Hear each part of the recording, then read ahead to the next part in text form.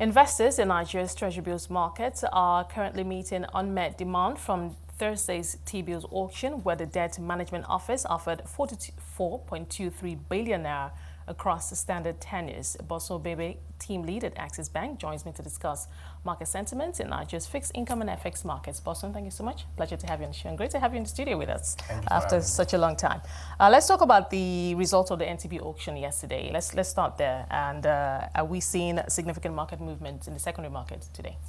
Yeah, so today what we've seen some interest on the NTB, on the one-year paper. Right. So yesterday, the one-year paper closed lower than the previous auction. So we saw a 16 basis point decline, 17 basis point decline from the previous auction. So it closed at 20.5%. It's still a decent yield, about 26% yield.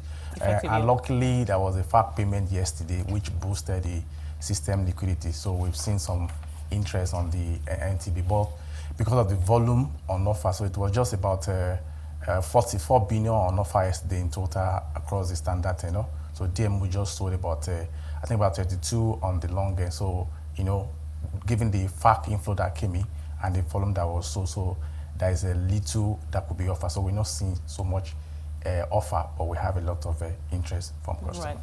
Okay, right. Let's move over to the bond market. Those demands on the long papers, especially we keep seeing on the especially on the 2053 paper. But talk to us about trades we saw yesterday.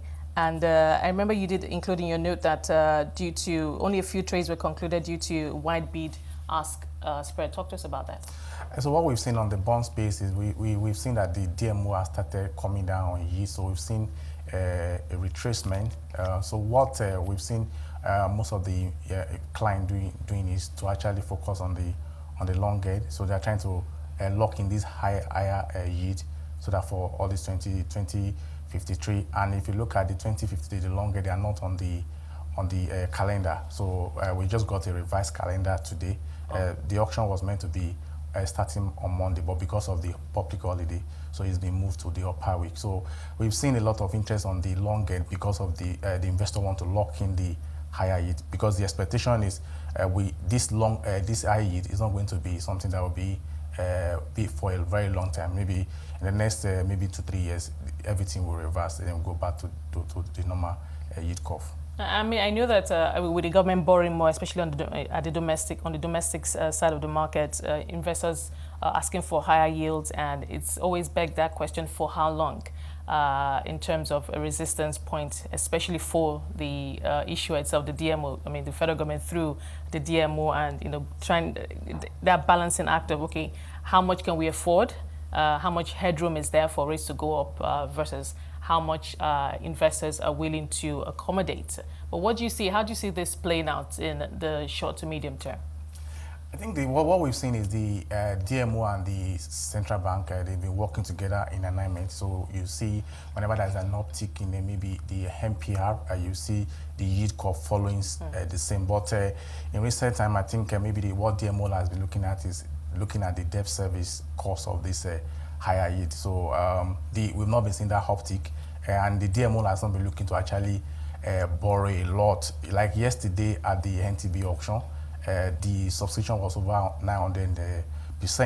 DMO just sold just about 11 billion more than what was on offer. So the total that was raised from that auction was just 11 billion. That tells you that DMO is trying to come down on the domestic borrowing. And thankfully, the dollar, I think that we got a World Bank loan. So yes, some money is coming from the World Bank. So I mean, let's quickly go into the FX market from there.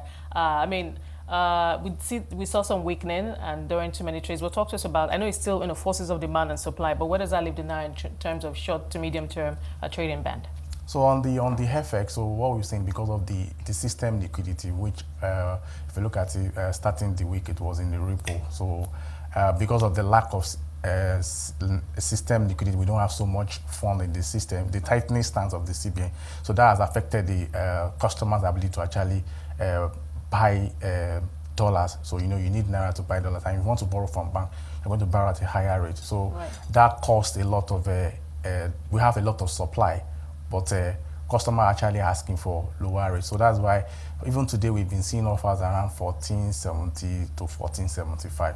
So, but with the FAC inflow that's coming, I think maybe we'll see the rate going up slightly. So, meaning there is more capacity to actually buy the dollars. Right. The typical, all the good old forces of demand and supply. Thank you so much, Bosun, for talking to us today. Appreciate your time on the show. Bosun Obembe, team lead at Axis Bank, bringing us up to speed on trading at Nigeria's fixed income and FX markets.